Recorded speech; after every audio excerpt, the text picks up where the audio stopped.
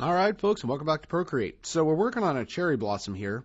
Now, the layer structure you had from the last video, and now this is included in the working files in case you wanted it. So when you go through here, the next thing we're going to do is we're going to twirl down that group, because that's what we're working in.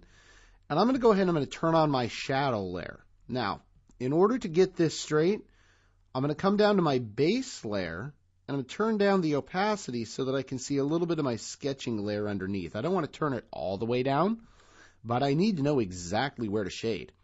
Now, there's a lot of ways you could do this. In later lessons, in later projects, we may do a gray rendered, but one of the things I like to do is I like to shade using a darker tone of kind of the same hue. Now, because we have these here, what I'm going to do is I'm going to go ahead and I'm going to grab the color picker. I'm going to grab the color picker and I'm going to go up and I'm going to grab that color right there. All right, so you see how we're using the natural colors. And now what do we do for our palette, folks? We bring it on in here. All right. Okay, so now what we're going to do, we're going to use a lot of the techniques for selection that we learned earlier. This is going to be an automatic selection.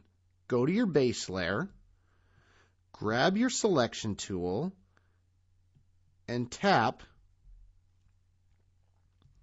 make sure automatic is selected, and tap on that area. Now you see that that became the selection. It turned dark green. Come back to your layer, and now this is key. Now we work with the shadows layer. Let's go ahead and let's lock that base layer, okay? Now this is a key part. So we've selected only this area. Now, I do a lot of my shadow work for this one. I'm going to go ahead and I'm going to use an airbrush. I'm going to use a soft airbrush. And I'm going to turn the opacity down to right about half. And I'm going to keep the brush size roughly where it is here. Now, I'm going to come in here. And you see all the marching ants around the side. All right. Now what I'm going to do is I'm roughly going to follow what I've done underneath here. All right. Now, if the brush gets a little bit too big, and what I'm doing, I'm going to use the term sculpting. I'm sculpting out the petals, right? Now, watch what happens because I have the selection on. I can't work outside of here. I'm actually touching where the marching ants are. It'll keep my shading right in line with my base layer. Okay.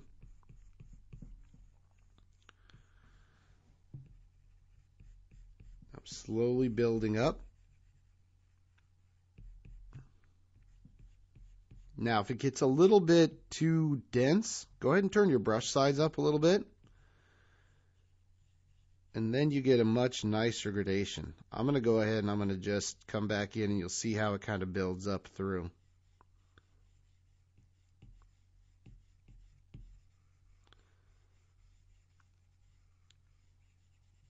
That'll work.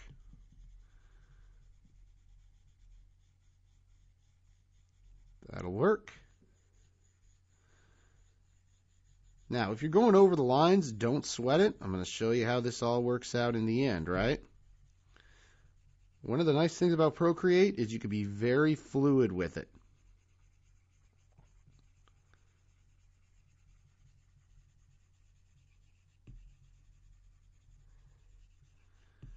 Okay, so you lay in a lot of this base here, right? Drop that down.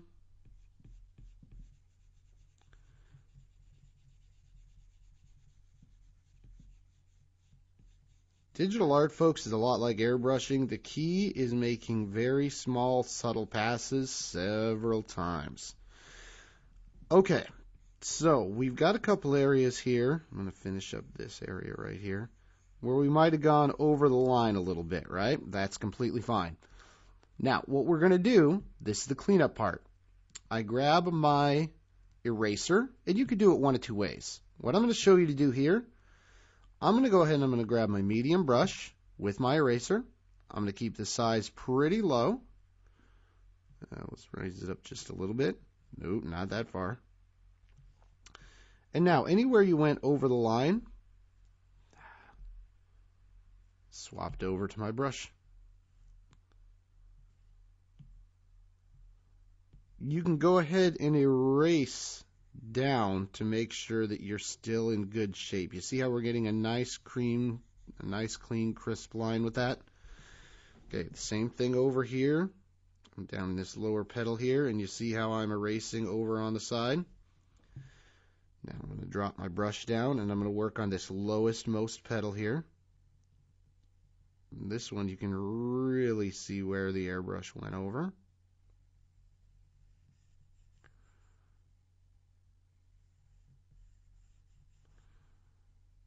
This is how you clean up a lot of your line art after you go around and do this part. So if you go over the lines, don't sweat it. All right, now let me show you a trick here. All right, you're going to come over here. You see this is a normal blend mode right now. We're going to change it to multiply. Look at the richness. Normal, multiply. Normal, multiply. I run all my blend modes for the most part for shadow layers in multiply. Okay? I tend to think that it gives a nice, much better type of shadow on there. You can run it in normal, but I prefer to run them in multiply. So for the rest of this project, we're going to be running them in multiply.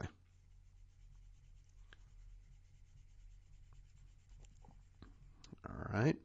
So what I'd like you guys to do, go ahead, work on the shadow areas. Make sure your gradations are nice and flowing. If they're not, you can always turn up. Let's go here. Come back to our airbrush. You can go through, grab the smudge tool, make sure your soft airbrush is on. Drop the opacity, and you can smudge them out to make them a little bit more soft.